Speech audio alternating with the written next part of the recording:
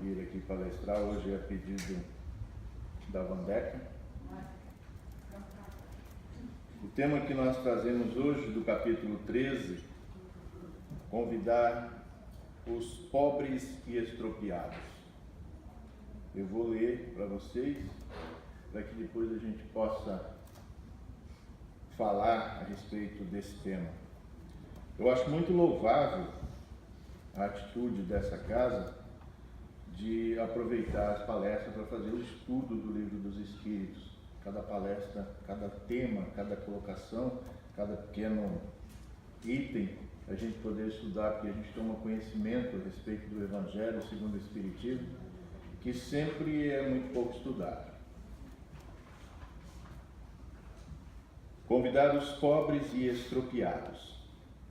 Ele disse também àquele que o havia convidado: quando derdes a jantar ou a cear, para isso não convideis nem vossos amigos, nem vossos irmãos, nem vossos parentes, nem vossos vizinhos, que serão ricos, de medo que eles vos convidem em seguida a seu turno e que assim retribuam o que haviam recebido de vós. Mas quando fizerdes um festim, convidai para ele os pobres e os estropiados, os coxos e os cegos, e estareis felizes, porque não terão meios para vos retribuir, porque isso vos será retribuído na ressurreição dos justos. Um daqueles que estavam à mesa, tendo ouvido essas palavras, lhe disse: feliz aquele que comer do pão do reino de Deus. São Lucas, capítulo 14, versículos de 12 a 15. Quando fizerdes um festim, disse Jesus, para ele não convideis os vossos amigos, mas os pobres e estropiados. Essas palavras, absurdas se tomadas ao pé da letra, são sublimes se nelas se procura o Espírito. Jesus não podia ter querido dizer que em lugar dos amigos é preciso reunir à sua mesa os mendigos da rua. Sua linguagem era quase sempre figurada, e a homens incapazes de compreenderem as nuances delicadas do pensamento, seria preciso imagens fortes, produzindo o efeito de seres de cores berrantes. O fundo do pensamento se revela nessas palavras: sereis felizes, porque não terão meios de vô-lo retribuir. Quer dizer que não se deve fazer o bem com vistas a uma devolução, mas pelo único prazer de fazê-lo. Para dar uma comparação surpreendente, disse: convidai para os vossos festins os pobres, porque sabeis que estes não poderão nada vos retribuir. E por festins é preciso entender não o repasto propriamente dito, mas a participação na abundância de que desfrutais. Essas palavras podem, entretanto, também receber sua aplicação num sentido mais literal. Quantas pessoas não convidam à sua mesa, senão aqueles que podem, como dizem, lhes honrar, ou que podem convidá-las a seu turno? Outras, ao contrário, encontram satisfação em receber aqueles de seus parentes ou amigos que são menos felizes. Ora, quem é que não os possui entre os seus? E por vezes prestar-lhe um grande serviço sem aparentá-lo. Estes, sem irem recrutar os cegos e os estropiados, praticam a máxima de Jesus: se o fazem por benevolência, sem ostentação, se sabem dissimular o benefício por uma sincera cordialidade. Quando eu era garoto, na minha família católica, a minha avó tinha um costume, dizia ela, que era uma promessa muito antiga, de fazer a mesa dos inocentes, justamente por um tempo que se aproxima, no Dia das Crianças.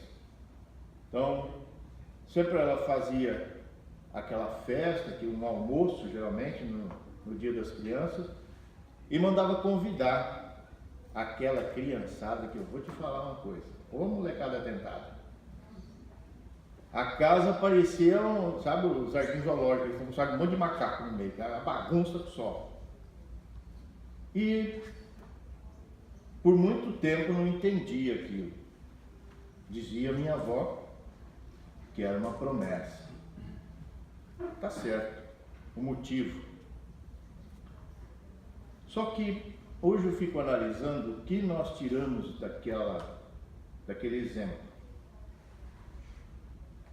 O que a gente pode observar disso? O que a gente pode encontrar? Porque nós somos acostumados a, quando fazemos uma festa, um churrasco, um aniversário, alguma coisa, nós convidamos com certeza os nossos amigos, nossos familiares, as pessoas mais próximas de nós. Não é bem esse o ponto que eu quero colocar, mas eu estou colocando essa visão para que a gente comece a analisar ante aquilo que a gente vai colocar aqui hoje. Porque eu separei alguns tópicos para a gente observar que do início desse capítulo diz o seguinte, na verdade, o cabeçalho do capítulo todo: que vossa mão esquerda não saiba o que dá a vossa mão direita. O que eu não sabia daquelas crianças, aquele almoço, era só uma oportunidade de alegria para aquelas crianças. E que minha avó, por suas vezes, meu avô também, ajudavam muitas daquelas famílias, com alimentos, com roupas, com emprego. E não só ajuda material, quantas vezes encontrei algumas daquelas mães que naquela época eu não fazia a menor ideia do que faziam ali, né? Pedindo um auxílio para um exame, para um socorro. Então a gente percebe que aquele almoço para aquelas crianças era só um festim. Que a ajuda se estendia a muito mais, ia muito mais longe. Só hoje que a gente compreende. Então, nós podemos enxergar o quanto que a gente faz, ou deixa de fazer, ou mesmo a gente faz tão pouco, porque a gente se preocupa só conosco, com o nosso, com os nossos, né? Como a gente viu aqui no vídeo, que bem perto da gente, ou no trabalho que a gente faz, ou algum trabalho voluntário, a gente encontra pessoas que não só carecem do alimento, porque é fácil trazer uma sacolinha de alimento, você com 10 reais, eu sempre costumo brincar com os meus filhos, que lá em casa sou eu que cozinho, então, também que eu que pago a comida, né? Então tem que segurar. E a gente procura fazer o máximo de economia. E é tão incrível quando a gente descobre a quantidade de alimento nutritivo, bom, de boa qualidade, que a gente consegue fazer com 10, 15 reais. Então com 10, 15, 20 reais a gente consegue ajudar de forma alimentícia alguém. A gente consegue fazer uma grande quantidade de alimento. Quanto custa um pacote de arroz? 10 reais, 15 reais? Já experimentaram cozinhar 5 quilos de arroz para ver a quantidade que dá? Eu não sei, eu gosto muito de arroz. 5 quilos de arroz eu como mais de mês. Né? Então, essa caridade material ela é muito simples. Agora a gente viu a senhorinha ali dando testemunho de que o que foi mais importante é que quando vinha alguém trazer a comida, vinha alguém. Pelo menos falava um bom dia, boa tarde, uma fala, um carinho, um sorriso, uma presença.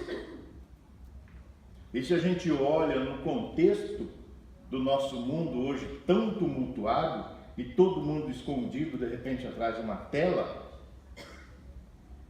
que não há mais o contato, que não há mais o aperto de mão, o abraço, o olho no olho. E a gente, de repente, prefere ficar o domingo inteiro na Netflix, vendo filme atrás de filme, né? Quando chega de tarde, tá com um zoião, parece ardendo, né? E passou um dia inteiro sem que a gente pudesse ir na rua, visitar. Quem tem ido visitar os amigos? Pega a mão. Quem vai na casa do amigo fazer uma visita? Ó, hoje eu vim te visitar, miserável. Dá um chá aí pra mim. Só um, dois. Que vergonheira. A gente não vai mais na casa dos amigos, não é verdade?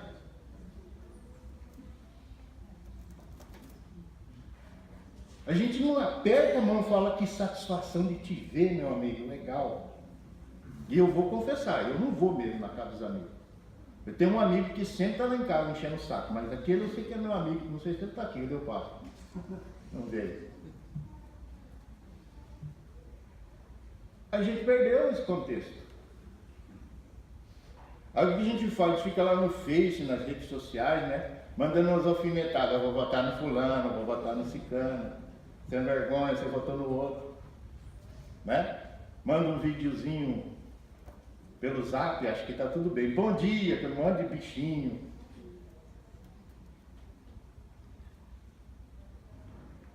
Quando Jesus pede que a gente faça o festim para os pobres e expropriados, e aqui na passagem está dito o seguinte, é que a gente procure o espírito de toda colocação. Que toda colocação de Jesus tinha um espírito. Sereis felizes porque não terão meios para vos retribuir. Por que essa questão? Lá em casa, quando eu faço um churrasco, se eu convido alguém, eu compro logo uma picanha, uma maminha, um negócio bem chique. Para quando ele me convidar, seja um negócio melhor do que eu fiz, né? Essa que é a intenção. Aí a gente comeu uma costela grachenta, uma coisa assim, né? A maionese vencida, uma coisa... Não, a gente quer aparecer. Para quando ele convidar a gente, ter um melhor, a gente conseguir comer melhor do que lá em casa. Estou colocando assim de uma forma figurativa, gente, para descontrair um pouco, mas nós temos que, o que a gente procura fazer aqui é analisar as nossas intenções e as nossas atitudes, porque tem uma correlação muito séria, muito grande, né, entre intenção e atitude. Sempre nós precisamos, isso é uma recomendação de Kardec, na formulação da doutrina espírita, sempre a gente precisa analisar a nossa intenção.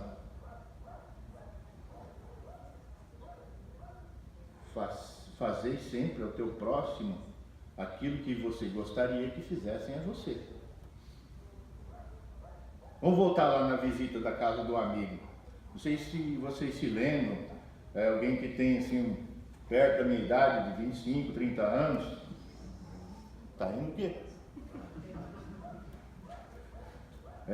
Vai se recordar da mãe e da avó, quando convidava alguém, mesmo um parente, um amigo, ou uma visita distante, eu me lembro que a minha mãe e minha avó ficavam, bem dizer, o dia inteiro na cozinha, fazendo as comidas mais gostosas,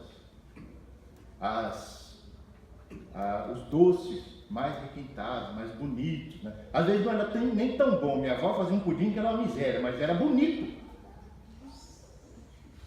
A gente lambia os beiços antes de comer, mas era ruim, Deus me livre. E a gente fazia comer 2, 3 vezes de treco, mas era bonito. Troço marronzão assim, todo cheio de calda, né? Mas o trem era ali dentro, colava no céu da boca para tirar aquilo, era só passar o dedo assim, né? Entende? Então, mas tinha aquele prazer da elaboração. E estranho, tinha gente que gostava daquele treco. A minha mãe era louca para aquilo, não sei porque, eu achei que ela tinha dentadura, daí não colava tanto. Ou colava alguma vez, não sei. Mas o que eu estou dizendo aqui é daquele gosto, daquele prazer que a gente tinha de receber as pessoas. De passar um domingo conversando. Eu não sei onde que tirava tanto assunto, mas conversava o domingo inteiro. Né? Vários assuntos, falavam mal do vizinho, da vizinha, mas falavam. Por fim, tudo se ajeitava, tudo ficava legal. E as pessoas voltavam para suas casas felizes. Isso é interação humana. Ontem ainda eu estava vendo um vídeo, estamos falando aí da situação do Brasil, por que está assim, por que está assado. E o Haroldo Dutra fez uma colocação num encontro que eles tiveram a respeito de Brasil, coração do mundo, pátria do Evangelho. Diz que Ismael é um dos coordenadores da aplicação de Jesus aqui no nosso planeta e primordialmente no nosso país, Brasil. Ismael teve que pedir uma reunião com Jesus. Isso lá faz tempo, nem me lembro que ano que ele falou lá, mas era de lá perto de 1500. Que a situação aqui estava feia. Na hora que o Brasil foi descoberto, aquele rolo todo, de português para lá, índio para cá, escravo para lá, aquela danura toda. Aí Ismael foi falar com Jesus, falou: Jesus, o negócio lá está feio, preciso de uma ajuda. Aí Jesus falou: ó, beleza, você vai lá no umbral, lá no fundo, e convoca os espíritos mais difíceis que tem lá e manda reencarnar no Brasil. Aí Ismael falou: eu venho aqui buscar uma luz e ele me taca no fogo, que negócio é esse? Tá doido? Bora pegar trevoso e jogar lá e reencarnar no Brasil? Ele falou: ó, a maior pátria do mundo, o local mais rico em água, o local mais rico em terras cultiváveis sem a necessidade de desmatamento, a maior abundância mineral, o maior acolhimento de diversidade. Você acha que eu estou formando essa pátria para quê? Nós não estamos lá para acudir santo, nós estamos lá para acudir aqueles que precisam. Os pobres e os estropiados, os caídos, os que estão em dificuldade. Nós não estamos formando uma pátria de santos, nós estamos trazendo de volta aqueles filhos que estão perdidos.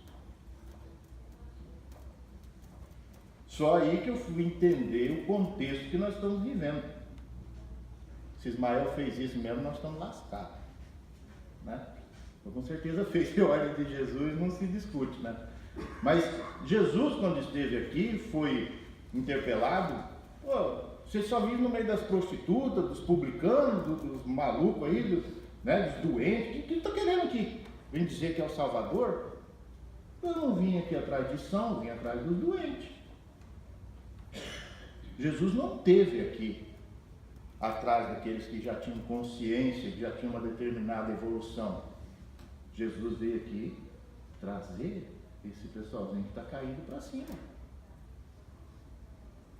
E a nossa função deveria ser diferente. Em que nós somos melhores que Jesus? É para a gente pensar. Nosso sofá é gostoso, uma delícia. O meu nem sento nele para não estragar, né? Porque a gente se deixa levar pelas comodidades que nós temos na nossa vida, que são tão boas, que são importantes, que são necessárias. A evolução tecnológica, tudo isso que nós vemos acontecer no nosso mundo é muito importante, são conquistas do homem encarnado aqui. com a ajuda dos Espíritos, com a ajuda de Deus, de Jesus, de toda essa pleiade que trabalha por nós. Aí a gente vem aqui, reencarna e quer passar bem. Atrevidamente, ainda imaginamos que vamos ser felizes. Mas como ser feliz? Porque Jesus está dizendo que a gente só vai ser feliz quando a gente conseguir dar sem esperar receber nada em troca. Não é tão simples essa colocação? A gente só vai ser feliz quando a gente der sem esperar retribuição. Quando a gente assar uma picanha e depois ir comer fígado lá na casa do amigo.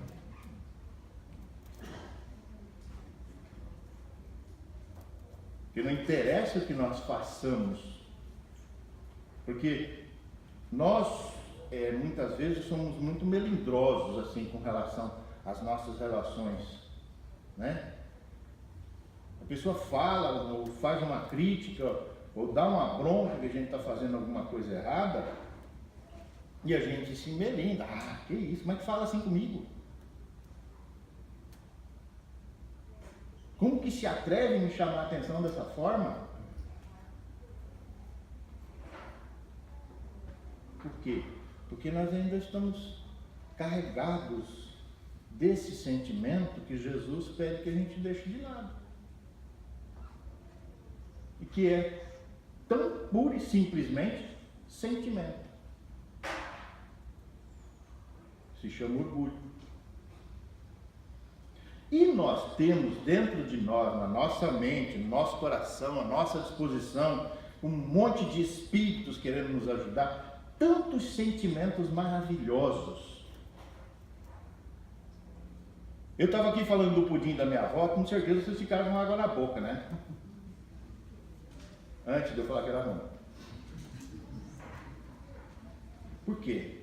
Porque a gente tem essa capacidade de imaginar as coisas. Né? Hoje eu estava na fila para pagar uma conta, já é uma contrariedade você ter que pagar uma miséria de uma conta. Mas tinha uma moça lá na frente, e eu achei aquela moça esquisita. Mas era esquisita, meio desengonçada, assim, cabelo meio. Aí eu fiquei olhando e dali a pouco eu me peguei. Putz, eu estou julgando essa pessoa só pela aparência dela. Eu já estava com um sentimento, não quero chegar perto. Estão entendendo o que eu estou querendo dizer? A gente formula, às vezes é uma pessoa bacana, legal, extrovertida, que conta um monte de história, que vai até te fazer bem, mas quando a gente vê se aquela imagem não nos agrada, nós formulamos já um estereotipo. Aquela pessoa não serve para mim.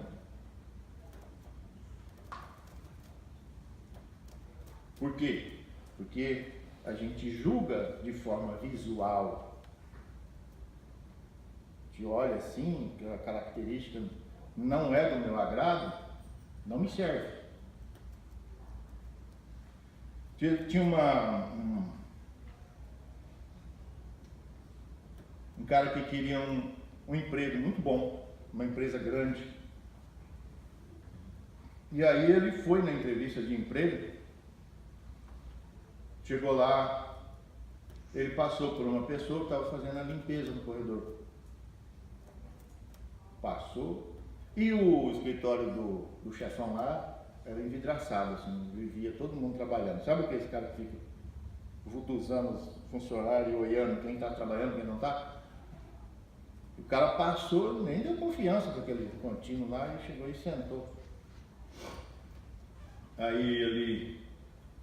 Boa tarde, como é que está? Perguntou o nome, os dados e tal.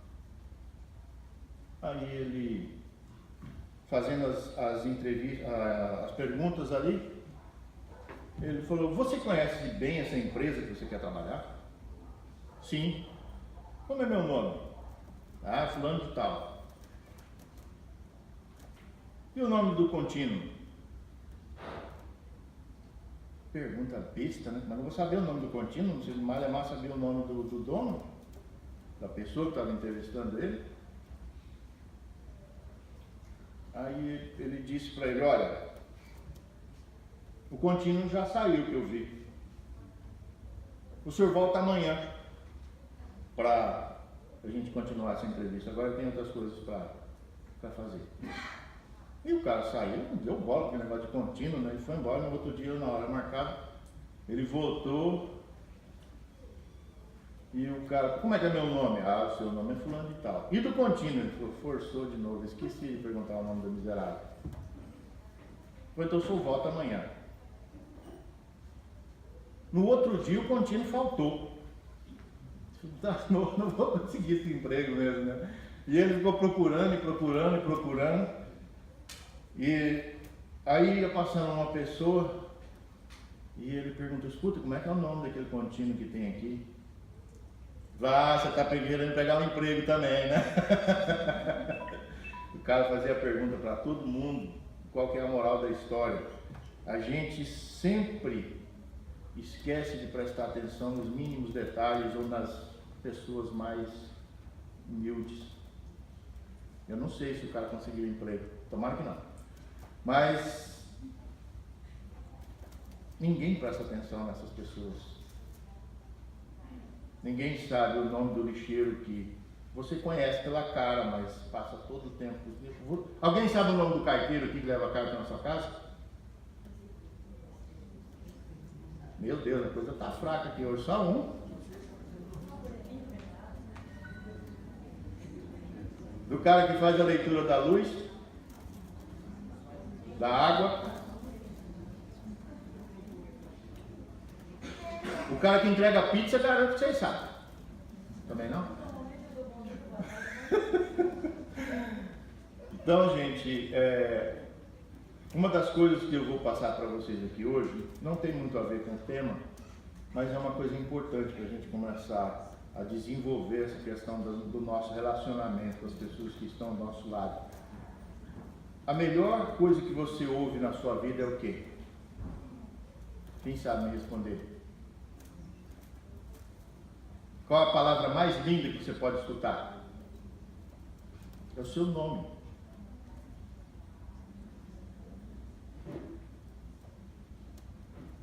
Por isso, quando a gente conhece alguma pessoa e estende a mão e cumprimenta, prazer, eu sou César, prazer, eu sou Sebastião, eu sou Antônio, Luzia, Maria.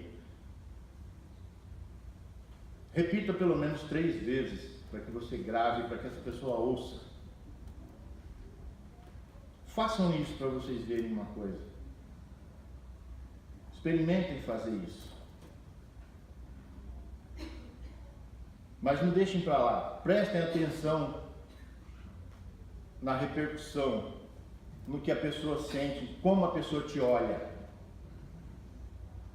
Porque a gente não dá importância para as coisas que a gente vivencia, né? A gente não dá muita importância para o que acontece ao nosso redor e para as pessoas que estão ali. E quando Jesus pede que a gente convide os pobres e estropiados, ele está querendo dar um choque na nossa cabeça, porque você fica pensando, mas como é que eu vou fazer isso? O cara todo sujo, de repente fedido, de repente tem alguma doença, de repente entra na minha casa para roubar. Já pensou quanta coisa ruim a gente já pensou?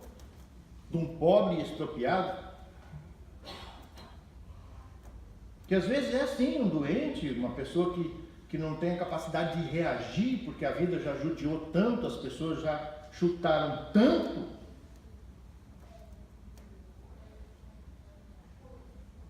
E esses são os espíritos que Jesus mandou Ismael buscar. Não necessariamente esses, mas os caídos. Os que perderam a esperança no coração. Aqueles que não acreditam mais em nada, nada. Quando eu digo nada, é nada. E muitas vezes a gente passa e quando a gente está assim de bom humor, muito legalzão, a gente dá R$1. Nem tem mais um, agora é 2, né? R$2 ou então aquela moedinha de 1. E vai para casa todo feliz. Ah, ajudei, miserável. Então aquele moço que a gente viu aqui, ele foi falar com aquela senhora e percebeu que o necessitado não era ela. Ela estava agradecendo. E ele estava maldizendo. Como é que Deus deixa esse povo ficar nesse miserê aqui?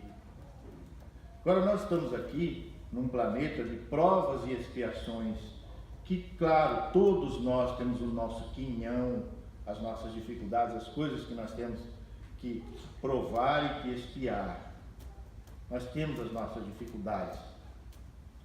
Mas a gente precisa ter consciência de que nós que estamos aqui bem vestidos, calçados, temos um lar, uma família, nós estamos muito bem, gente. Ah, tenho dificuldade com fulano, com ciclano, eu tenho dificuldade no meu trabalho. Claro, ninguém está aqui, como eu falei, para morrer de felicidade. As dificuldades são inerentes ao nosso crescimento. Ah, mas eu ainda erro tanto, meu Deus, eu erro tanto. Claro, você ainda não é um espírito puro, você é um espírito em crescimento. Você vai errar, aprender, vai sofrer, vai ter momentos felizes, né? Vai ter aquele momento que você se acha a última bolachinha do pacote, vai ter momento que você vai achar que é o pacote no lixo. Então, essa confusão de sentimentos que fica dentro da nossa cabeça, que nós precisamos aprender a controlar. Como é que faz isso?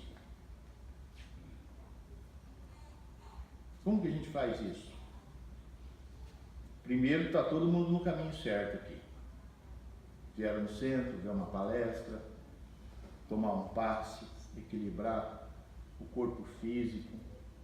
Não ficou bom ainda? Fala com os trabalhadores da casa, faz uma entrevista, pede um tratamento aplicado para aquilo, dor física, dificuldade espiritual, dificuldade evangelho no lar, oração, água fluidificada, pensamentos elevados, não deixar se contaminar com essa escumalha que está no mundo. Tem um botãozinho naquele negócio chamado controle remoto que a gente faz assim, desliga a TV. Não é só a TV, o computador, o celular, mas necessariamente não precisa desligar. Dá para trocar também, colocar em programas mais educativos. Porque a gente deixa entrar na nossa cabeça tanta tranqueira. Se você ligar qualquer dessas grandes emissoras de manhã, naquele jornal que passa de manhã, tem um jornal que, se o cara dá uma chacoalhada assim, tá uns 4 defuntos no chão. O cara matou não sei quem, a mulher matou o cara, e facada, e tiro, e... pelo amor de Deus. E tem gente que gosta de escutar aquilo. Que coisa boa pode trazer para a tua vida um programa de televisão que está contando 5, 10, 15, 20 assassinatos. Ah, mas isso é para a gente ter noção da realidade, como se a nossa realidade já não fosse tão difícil. Ah, e não é só a gente, não. Tem uns pequenininhos. Esse dia eu catei um celular de um gurizinho. Tinha um monstro tão feio lá que eu peguei, tomei um susto com aquilo. E é um joguinho. Dali a pouco aquele monstro deu uma facada no assim que o trem ficou tudo vermelho. E era um menino de 6 anos.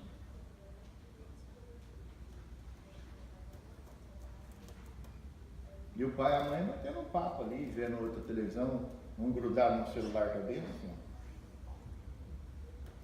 E o outro grudado na TV, e o gurizinho lá, com aquelas facãozadas para lá e para cá. O que é que vai sair dali, gente? Qual é aquelas mentes, aquela psicosfera, vai ter o quê? Aí o espírita convicto fala, para tudo. Agora é evangelho no lar. 2 minutos antes ele põe uma musiquinha elevada lá, fica meio contrariado, escutando aquela lelé. Aí faz o evangelho, não amarra lascado, porque o cara da pizza já está chegando. Geralmente é domingo de noite, né? Já pediu a pizza antes, na hora que acabar o evangelho, ele fala. Lá em casa é assim. Aí, né? Você fala que assim seja, o motoqueiro buzina lá. Opa, chegou embora. Tira a tranqueirinha ali, bota os pratos, né? Mas sempre porque a gente não liga para as coisas espirituais. É engraçado, né? Mas é verdade. Você está lá fazendo a oração e estamos né? Louco de fome. Porque as coisas espirituais é só um pouquinho, tá bom. Porque a gente aprendeu lá atrás, e até mesmo em outras vidas, que o momento do Senhor é o horário do culto ou da missa. E deu. Saí de lá satisfeito, estou cumprindo, né, a minha parte com Deus. Falei com ele, fui lá, comer um passezinho, beleza, o padre deu a hóstia e tal, foi. Show. Agora vamos para a farra. Então, esse festim que Jesus fala para nós, é aquela festa que eu falei para vocês, de a gente voltar a visitar os amigos. Ah, mas eu tenho um amigo que é uma pá de chato. Eu chego lá e começa a contar todas as doenças, até das 10 últimas encarnações dele. Mas é isso que ele precisa. E nós também, por a nossa vez, a gente fala um monte de coisa. A gente conta umas histórias, até umas mentiras que é engraçado. Para se distrair, para se descontrair, para brincar. E essa interação ela vai aumentando, vai melhorando, vai fazendo com que a gente fique mais alegre, mais solto. E a nossa presença aqui nesse mundo é para isso. Para que a gente aprenda com as diferenças dos outros, para que a gente aprenda com a cultura dos outros. Não que a gente julgue. O fulano é muçulmano, isso não serve para mim. O bicho anda com a mulher dele encapada de preto, parece um bujão. Não me serve. Mas ele e ela têm um acordo. Essa cultura aceita isso. A minha é de outro tipo. Não sabe a gente conversar. Vou contar para vocês que a melhor conversa espírita que eu já tive na minha vida foi com o pastor evangélico. Ele me deu uma aula de espiritismo. Na compreensão, no entendimento, na harmonização que ele colocava nas palavras. E ele não fez um sermão evangélico para mim, ele me respeitou e falou comigo como espírita. E eu querendo dar nos dedos dele, eu quero esse lascado. Tá. Inventava 1001 e ele... Depois eu fui refletir e falei, caramba, que coisa legal, que importante, que bacana. Porque a gente sempre vai cheio de armas com os outros, cheio de prevenções, que é evangélico, que é isso, que é aquilo. Não, gente, a gente é o povo de Deus. O senhor vê Deus de uma forma, ele vê de outra, ela vê de outra, a criança vê. Cada um tem o seu parâmetro, mas o Deus é o mesmo, só nós precisamos tentar compreender a visão do outro, respeitar. Mas o que a gente quer fazer é incutir na cabeça dos outros aquilo que a gente pensa. Não, tem que ser desse jeito, é assim que é. Então o César falou lá na palestra, é desse jeito. Cada um tem a sua análise pessoal, a sua maneira de receber Deus. Porque nós somos espíritos que temos o nosso tempo. E esse tempo que eu falo é o tempo de evolução. Nós podemos estar vendo uma criança que é um espírito muito mais antigo do que nós, em evolução. E é isso que começa a acontecer no nosso planeta. Espíritos antigos vindo aqui, cheio de inteligência, cheio de capacidade, cheio de vontade, e também a nossa responsabilidade ajudar esses espíritos no trabalho que eles aceitaram nesse planeta, que agora começa a se tornar de regeneração. E o trabalho é deles, e também é nosso. Na compreensão das diferenças, na compreensão do grau de inteligência. Na minha época, um guri nascia, eram 7, 8 dias para abrir os olhos, ficava mais empacotado do que sabe aquela carne que a avó faz assim, amarradinha com corda? Tem amarradinha assim. O guri ficava espremido, parecia uma lagarta no casulo. Hoje, você está mexendo com o celular, o nenenzinho é capaz de tomar e já mexer nele melhor que você. Né? Porque a evolução, tanto física quanto mental, é muito maior. As capacidades, a intelectualidade, a visão, o paradigma, é tudo diferente. É mais elevado, é maior. Está condizente com a condição de evolução da Terra. Quando Jesus pede para que a gente fique de olho nessas modificações, através dessa relação do maior com o menor, do negro com o branco, do branco com o índio, com o asiático, nós somos um povo só temos diferenças, nuances, diferenças físicas, por causa da adaptação do seu país, do seu terreno, da sua geografia. Nada mais do que isso, do seu clima. O esquimó tem uma composição física adaptada àquele lugar. As pessoas que moram no Nordeste, as pessoas que moram no Sul, existem diferenças.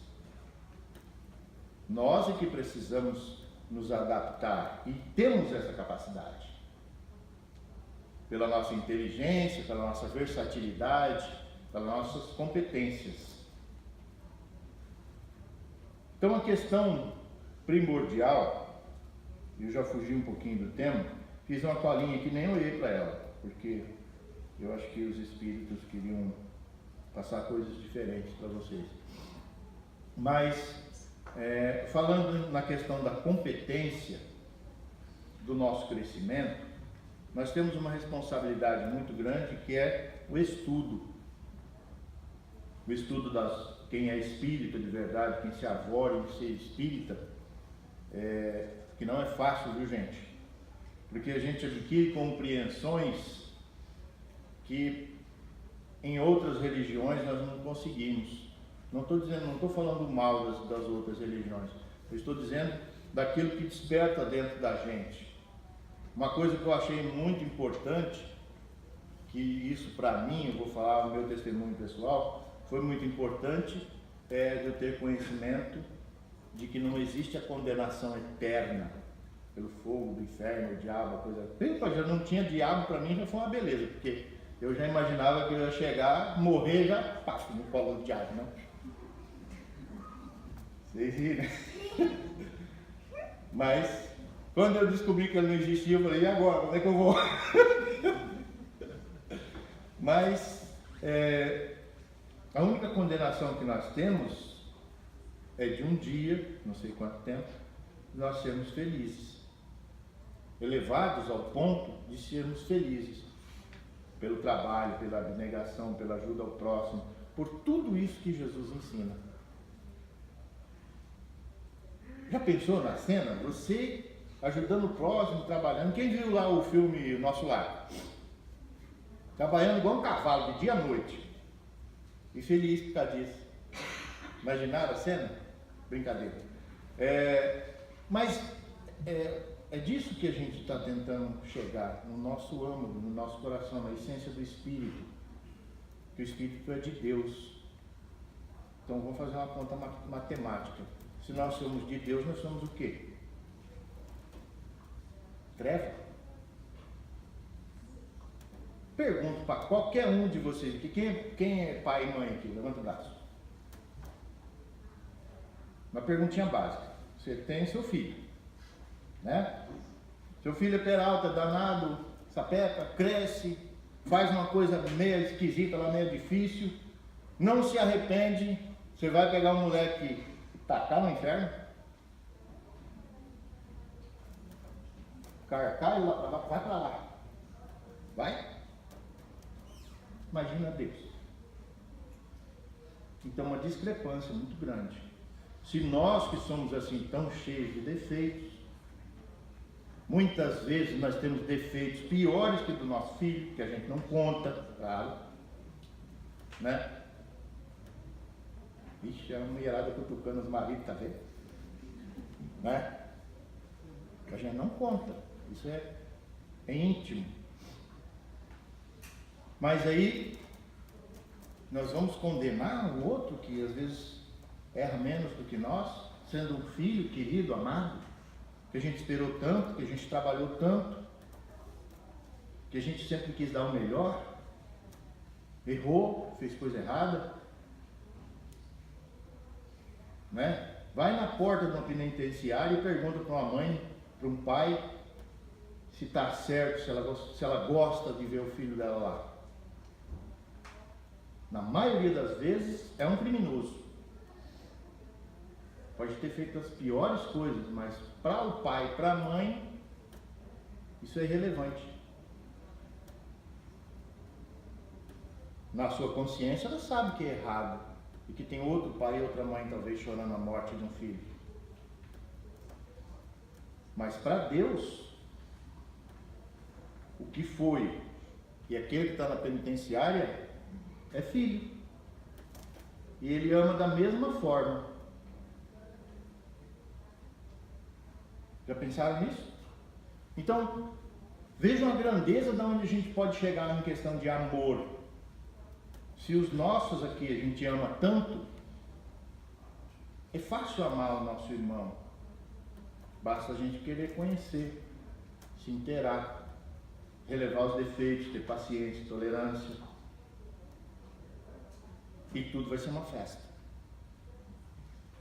Eu tinha falado para a Vandeca que eu ia falar um pouquinho também, em outros pontos, além desse aqui. Dia 12 agora é dia das crianças e também aqui para o nosso Brasil, dia de Nossa Senhora, Mãe de Jesus. Muita gente não dá tanto valor. E dia 15 também é o dia dos loucos. Dos professor. Desculpa.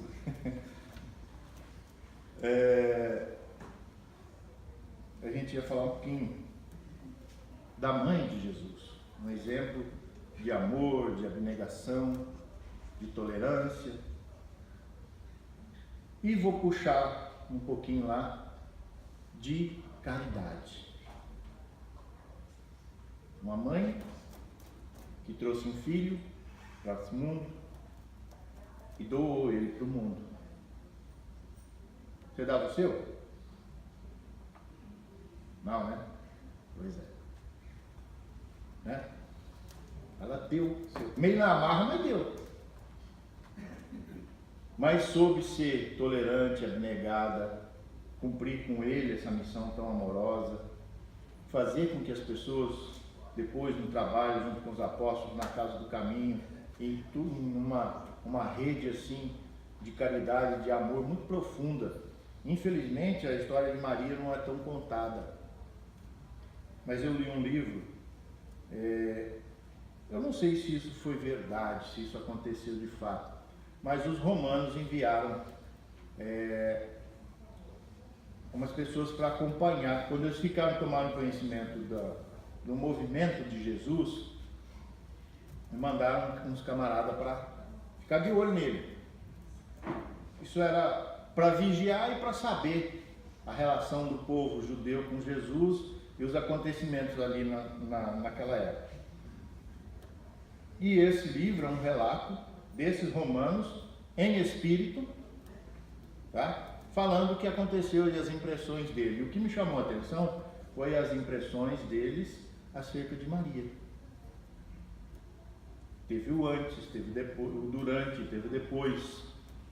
E toda a saga que ela teve, eu nunca tinha visto uma história assim tão rica de detalhes na concepção do amor de Maria, não só a Jesus, mas aos apóstolos, as pessoas que estavam ali, que participaram daquele momento tão doloroso da crucificação de Jesus.